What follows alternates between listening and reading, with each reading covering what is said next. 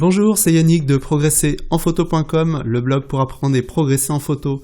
Alors aujourd'hui, je vais vous parler d'un logiciel qui est vraiment très pratique. C'est un plugin qui va vous servir avec votre logiciel de retouche photo. Il est devenu gratuit et est très intéressant. Donc il fonctionne avec Photoshop, Photoshop Elements, Lightroom et aussi Aperture. Alors pourquoi je vous parle de ce logiciel aujourd'hui alors qu'il existe depuis longtemps? Il faut savoir qu'à l'époque, donc c'était Nik Collection qui faisait cette série de plugins. Vous voyez, il y a différents programmes à l'intérieur, on va en parler. Et en fait, cette suite de plugins coûtait aux alentours de 400 à 500 $. Donc c'était assez cher. En 2013, en fait, le prix a bien baissé puisque c'était à 149 $ pour pouvoir l'acheter. Alors je vous rassure, il est en français, hein.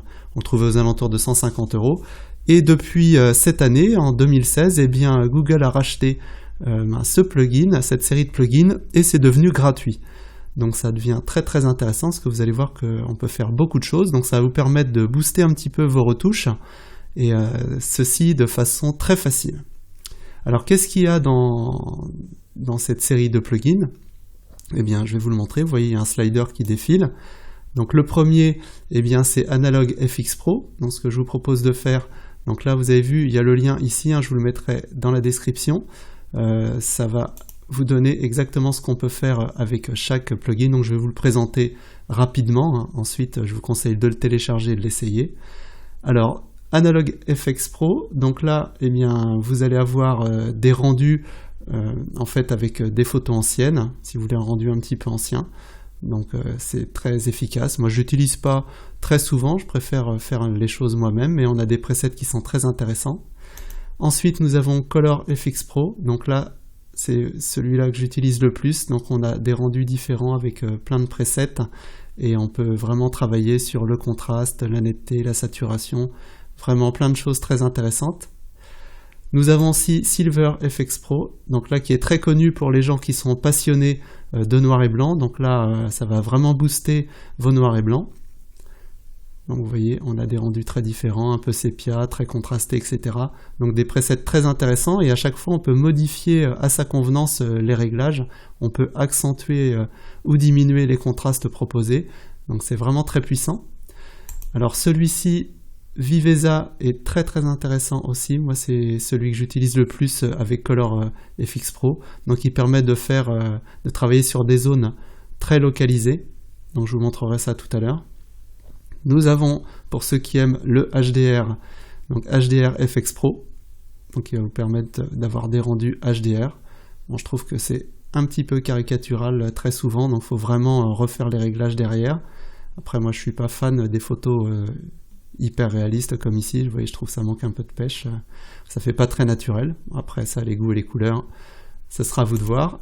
Nous avons ici Sharpener Pro, donc qui permet de travailler sur la netteté. Donc vous avez la possibilité en fait de choisir des nettetés spécialisées en fonction de ce que vous allez faire de votre photo, si vous la sortez sur écran, pour internet, sur papier, etc. Donc je vous laisserai lire le détail. Et nous avons enfin Define qui va permettre de travailler sur le bruit numérique, donc là aussi un outil très puissant. Alors donc vous pouvez les télécharger ces versions à cette adresse. Vous avez des versions pour Mac et pour PC. Si vous voulez plus de renseignements, eh bien vous pouvez aller voir ici tout le centre d'aide, hein. Ça, Google est assez fort pour ça. Donc les premiers pas, licence et compatibilité. Donc là vous voyez un Mac, ici on a toutes les choses. Donc je vous mettrai les différents liens aussi avec la vidéo. Donc je vous propose tout de suite eh bien, de vous montrer comment ça fonctionne. Donc on va passer dans Photoshop, hein, mais je vous rappelle que ça fonctionne aussi avec les autres logiciels dont je vous ai parlé, Photoshop Elements, Lightroom et Aperture. Donc quand vous ouvrez votre image, donc on va partir de cette image que j'ai retouchée globalement. Ensuite, eh bien, vous avez ici cette petite palette, hein, sinon vous irez dans les filtres et vous allez trouver Nik Collection. Donc moi j'ai choisi d'afficher la palette et vous voyez, vous pouvez avoir accès après à chaque plugin. Donc Nik Collection, c'est une collection de plugins. Alors ici, on va faire par exemple Color FX Pro. Donc quand vous cliquez dessus, vous voyez là, soit j'accède directement au panneau, ou ici mes favoris, plus des combinaisons de filtres. Vous voyez, après on peut vraiment modifier. Donc là on va faire ColorFX Pro. Donc la photo s'ouvre et vous avez ici les thèmes qui sont classés par catégorie. Et vous voyez, moi j'ai mis des petites étoiles pour ceux que j'utilise le plus souvent. Donc par exemple, un que j'utilise assez souvent, c'est Pro Contrast. Donc pour vous donner un aperçu rapide, vous voyez, on peut modifier, déjà réajuster les couleurs. Donc ça c'est très pratique, on a des dominantes de couleurs. Bon, là dans ce cas-ci, je voulais garder l'effet un petit peu bleuté. On peut corriger le contraste. Et ici, cette fonction très pratique, le contraste dynamique, voilà, qui est un peu plus sur les tons moyens, qui est intéressant. Donc vous voyez, très intéressant. Ensuite, vous pouvez faire OK si vous avez terminé, mais vous pouvez ajouter un autre filtre. Donc ici, par exemple, on peut prendre un effet gris neutre. Donc vous voyez, on peut assombrir la partie supérieure, éclaircir ou assombrir la partie inférieure, et on peut régler, vous voyez, l'effet. Enfin, c'est vraiment, il y a vraiment plein de choses, hein. Si ce rendu me plaît, je peux ajouter encore un autre filtre. Par exemple, faire un effet, jouer avec les contrastes.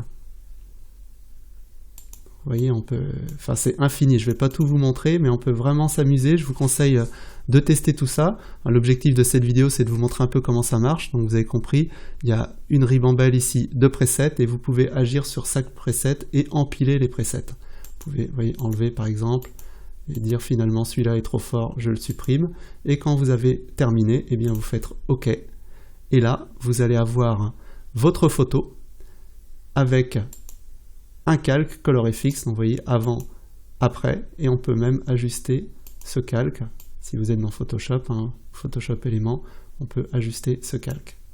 Voilà, j'espère vous avoir donné envie de tester ce plugin. Profitez-en, il est gratuit et il est très puissant. Je vous conseille vraiment de le télécharger et de l'essayer.